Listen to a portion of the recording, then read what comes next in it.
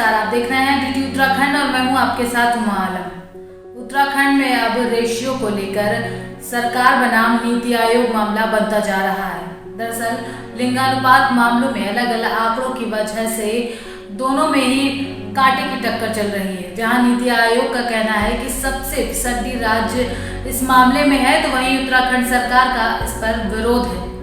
सरकार के और नीति आयोग के अलग अलग आंकड़े थे, लेकिन चौंकाने वाले आंकड़े तब सामने आए जब सीआरएस ने अपना नया डेटा प्रस्तुत किया।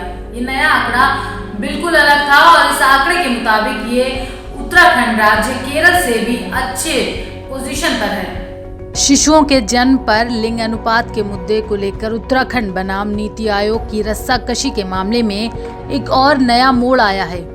राज्य में सेक्स रेशियो को लेकर 2 हफ्तों के बाद तीसरा आंकड़ा सामने आने से नई उलझन पैदा हुई है, तो उत्तराखंड इसका पूरा फायदा उठाना चाह रहा है। लेकिन वास्तव में इस महीने के शुरू में नीति आयोग एसडीजी इंडेक्स जारी करते हुए सेक्स रेशियो के मामले में केरल को सबसे बेहतर और उत्तराखंड को सबसे फिसड्डी राज्य कहकर रेशियो 840 बताया था। उत्तराखंड की सरकार ने इस रिपोर्ट का विरोध करते हुए आंकड़ों को गलत कहा और सही आंकड़ा 949 बताया।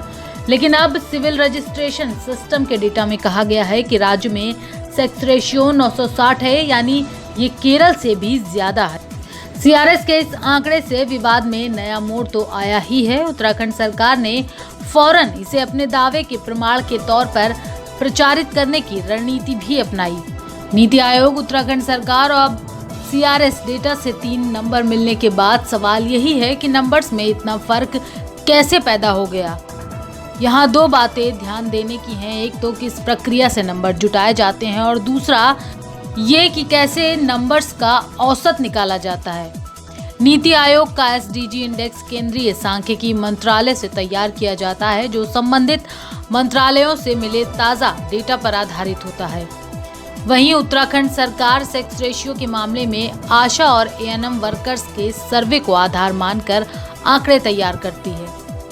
अब तीसरी बात सीआरएस डेटा की है, तो ये एएनएम और आशा वर्कर्स के सर्वे पर नहीं बल्कि शिशुओं के जन्म के पंजीकरण पर आधारित होता है। अब यहाँ ध्यान देने की बात यह है कि उत्तराखंड में ग्रामीण और शहरी क्षेत्रों में सेक्स रेशियो को लेकर बड़ी खाई देखी जा चुकी है। 2015 से 16 में राष्ट्रीय परिवार स्वास्थ्य सर्वे में बताया गया था कि उत्तराखंड के शहरी क्षेत्रों में शिशु सेक्स रेशियो 858 था, तो ग्रामीण क्षेत्रों में 948। इसी तर्ज पर सीआरएस ने ताज़ा डेटा का विश्लेषण करते हुए कहा कि इस बार ग्रामीण इलाकों में रेशियो 990 देखा गया, जबकि शहरी इलाकों में 929। बहरहाल अब इस आंकड़ेबाजी में नीति आयोग की तरफ से जवाब बाकी है।